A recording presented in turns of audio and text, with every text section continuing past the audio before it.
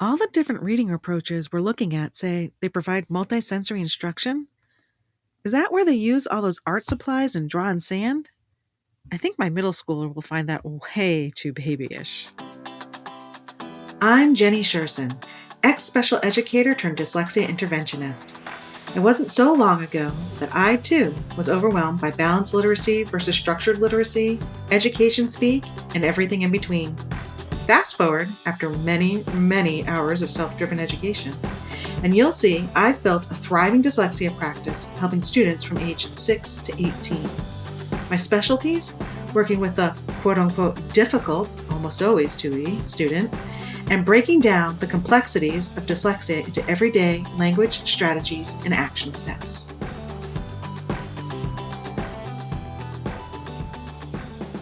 Before we dive in, have you heard? We have our new Good Book section on our website. It's a new and growing feature. Our goal is for it to be your one-stop shop for books about learning and dyslexia for adults and kids. If it'll help you support your child through their dyslexia neurodiverse journey, we'll dive into it. This month, we're highlighting the second edition of Dyslexia Advocate by Kelly Sandman Hurley. The original edition of this book was one of my all-time favorite resources to share with parents who have recently had a child diagnosed with dyslexia. It is a wealth of information. I myself frequently refer back to it when I need to refresh my memory or I'm looking for a little clarity on a particular topic. If your child is dyslexic and you are navigating the public school systems, this book is a must-have. We've put a link to our Good Books page in the show notes below. Go ahead, hit pause, and bookmark the page for later. We'll wait for you. When I say multisensory instruction, what's the first thing that comes to mind? Do you suddenly picture kids writing in sand trays or forming letters out of Play-Doh? Well, both of these can be fun, and I've used them both to help engage or re-engage a student. On their own, these types of kinesthetic or tactile activities are not what Orton and Gillingham meant when they advocated incorporating multisensory techniques into reading instruction. Back in the 1920s, Dr. Orton began looking at incorporating multisensory techniques into reading instruction. He was influenced by the work done by Grace Fernald, who had begun incorporating skywriting and other kinesthetic techniques into her writing instruction, now known as the Fernald Method. Skywriting involves writing in the air while simultaneously saying the names and the sounds of the letters. Both Orton and Fernald believed that kinesthetic methods reinforced visual and auditory associations. Personally, I like to think of it as similar to building muscle memory. I've had students who would look at a letter and couldn't remember the letter name or sound. When I ask them to trace it and see if anything pops into their head, more often than not, halfway through tracing the letter, they'll shout out, "Oh!" followed by the correct letter name or sound. In its purest form, multisensory instruction simultaneously ties in the visual, auditory, and kinesthetic senses. A student is using all these pathways in their brain at the same time. They see, hear through vocalization, and write a letter, word, or phrase as they learn to read. They're using their eyes, their ears, their voice, and their bodies. Throughout a drill or task, each sense influences and supports the other. We know that Dr. Orton then went on to work with Anna Gillingham. Anna Gillingham, working with Bessie Stillman, incorporated this into their teaching manual and created the language triangle to show how the visual, auditory, and kinesthetic senses are used to reinforce each other during instruction.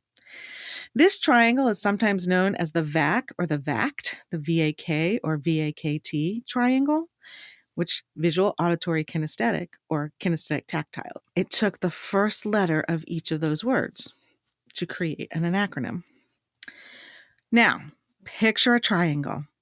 If you're like me and need visuals, you might want to grab pencil and paper and draw this out as we go. Draw a triangle. Just above the top point of the triangle is the word visual. Just off the right point is kinesthetic. And off the left point is auditory.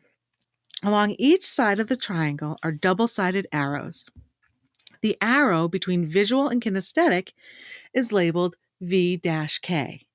Between kinesthetic and auditory, A-K. And between auditory and visual, A-V. The arrows are double-sided to show that the connections between the senses move in multiple directions and are bidirectional between 2 points. Draw it out or Google language triangle and you get a much better understanding of how the senses work together. So, here's where the controversy with multisensory comes in. There's always a controversy somewhere when it comes to teaching reading. As of right now, there are no studies that can prove or disprove the effectiveness of incorporating multisensory tasks. There are plenty of experienced clinicians who see a value and can cite examples of it working. I shared my own experience a few seconds ago. But again, on the research side, there has not yet been any definitive proof.